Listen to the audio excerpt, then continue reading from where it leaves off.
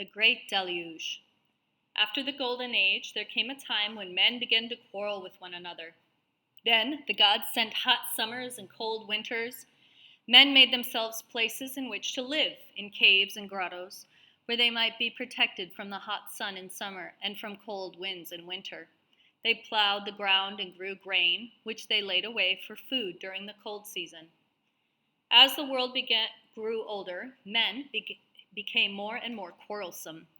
At last they dug gold out of the ground where it had lain for so long a time, and they dug out iron too. They quarreled more sadly than ever before over the possession of the bright gold they had found, and what was worse of all, they made sharp knives and other weapons out of iron and fought fiercely with each other.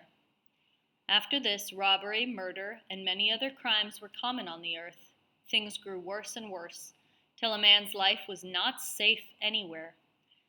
Finally, in all the whole world, there were only two people who continued to sacrifice to the gods. These two were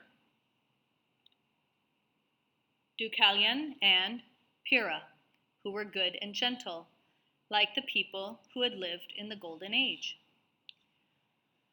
Jupiter, the father of the gods, looked down from Mount Olympus and seeing how wicked the people of the earth had grown, made up his mind that he would destroy them. So he shut up the north wind in the caves of Helios and sent forth the south wind, for the south wind was the wind that would bring the rain.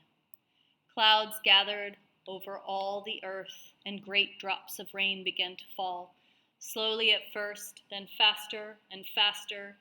It rained till the grain was laid flat in the fields, till the clouds did not lighten, nor the rain cease falling.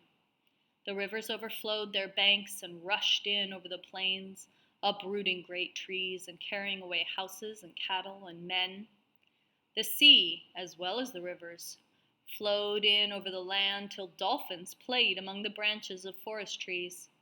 Sea nymphs, too, might have been seen peeking out from among great oaks. Still the rain never stopped, and the water rose higher and higher. Men and animals made their way to the hills as well as they could, wolves, lions, and tigers swimming side by side, with sheep or cattle, all in one common danger. They made their way first to the hills and then to the mountains, but the water came creeping up, till all but the tops of the highest mountains were out of sight. At last, when the rain stopped, the clouds broke away a little. Only the top of Mount Parnassus, which was the highest mountain of all, remained above water.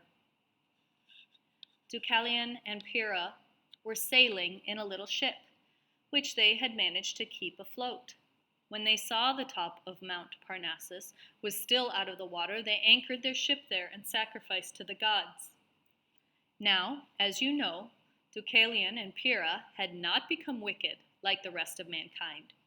When Jupiter saw that only these two were left, he sent out the north wind to blow away the clouds. Then Neptune, the god of the sea, sent his chief, Triton, to blow a long twisted horn, and the sea heard and went back to the place where it rightfully belonged. As the waters rapidly fell away, the earth appeared again, but what a change! Everything was covered with a dismal coating of yellow mud, and it was so very still, not a sound from any living thing. Deucalion and Pyrrha felt as if even the sound of quarreling would be better than such perfect silence. Nearby, with its fires out and covered with mud, was the temple of one of the gods. Deucalion and Pyrrha felt a sense of companionship in its familiar porch, so they went and sat there in the shade, wondering what would become of them, they too, alone in such a great world. Then a mysterious voice told them to throw the bones of their great mother behind them. It sounded like a friendly voice, but neither Deucalion nor Pyrrha could imagine what was meant by throw the bones of their great mother, or by the bones of their great mother. After they had puzzled over it for some time, they came to the conclusion that their great mother must mean Mother Earth, and that her bones must be the stones that lay around them. So, standing with their faces towards the temple, they threw the stones behind them. When they turned to see what had happened, they found that the stones which they had thrown had changed into men and women. In this way, after the Great Deluge, the earth was peopled again. But it is to be feared that some of the people of this new race had hearts as hard as the stones from which they were made.